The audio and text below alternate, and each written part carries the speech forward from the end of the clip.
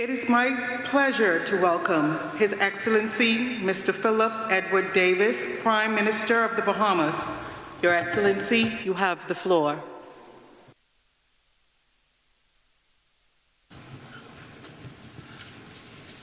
Thank you very much. May I begin by expressing my thanks to the President and people of Azerbaijan for the warm welcome and gracious hospitality bestowed on us. We wish you peace and prosperity.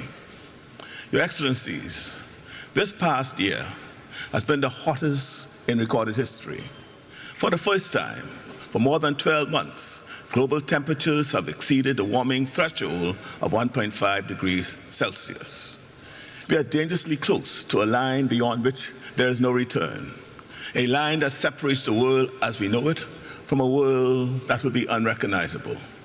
Our choice today will either be remembered as the moment we step forward together or as the instant we allow the world to slip from our grasp. How will they judge us? Will they say we were too timid, too divided to say what we had the power to protect? Already the catastrophic climate events witnessed around the world have led to major loss of life, property, infrastructure, and yet we persist in responding to these events as though they are merely unfortunate, isolated, and national. I ask you to look beyond borders, beyond flags. The fires that devour your forests, the hurricanes that shatter our homes are not distant misfortunes, but shared tragedies. What we endure, you endure. What we lose, you lose. And if we fail to act, it will be our children and grandchildren who bear the burden, their dreams reduced to memories of what could have been because of what we have saved. This is the fundamental principle underpinning this United Nations framework. None of us can achieve a solution by acting on our own, and none of us can escape the obligation to act in the best interest of ourselves and each other. Our survival is in our hands, and hope lies not in waiting, but in moving forward with the fierce determination to secure a future that humanity deserves. In order to protect that shared interest, now and into the future, urgent, serious action is needed to reduce carbon emissions. We know this. We know this. A continuation of current practices will lead to catastrophic rise in temperature of up to 3.1 degrees Celsius above pre-industrial levels. The current nationally determined commitments made for 2030 are not being met. Even if they were, we would still face a rise in temperature of 2.6 degrees Celsius or more. It is still technically possible to meet the goal of 1.5 degrees Celsius, but only if there is a G20-led massive global mobilization to cut all greenhouse gas emissions, as they are responsible for 80% of all carbon emissions. It is possible, but they would need to act dramatically and decisively, and action would need to start today. In the face of all of this, we still refuse to give up, refuse to lose hope. We cannot accept that our survival is merely an option.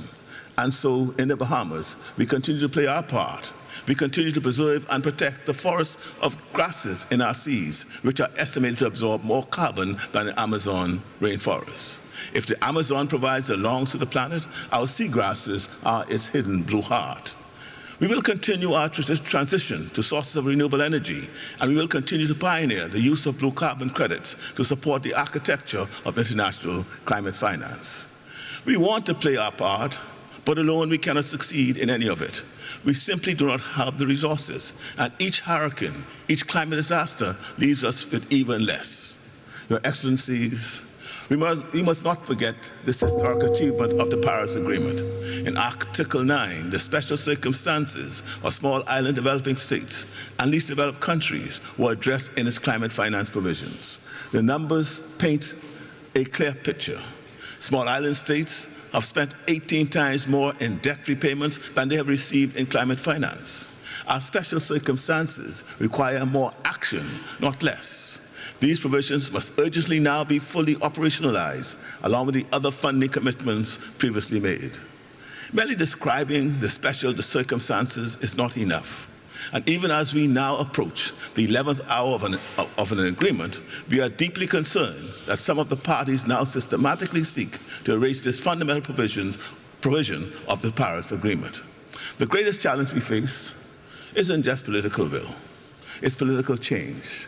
We are witnessing governments come to power that are retreating from climate commitments, dismissing the Paris Agreement, and turning inward.